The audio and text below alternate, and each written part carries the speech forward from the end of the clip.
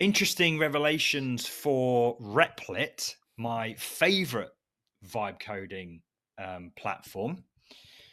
They have just established a partnership with Google. And I already think the new design mode in Replit is one of the best implementations of Gemini 3 and their awesome new design mode, awesome design capabilities. But yeah, I really wonder what this means, particularly because Google have Google AI Studio, they have Firebase Studio, Yeah.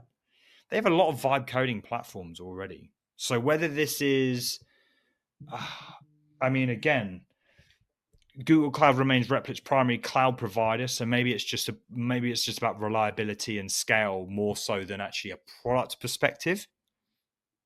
But either Yeah. way, this is amazing growth for Replit. I'm very bullish on Replit. I think they're a great tool, and I want them to sponsor me.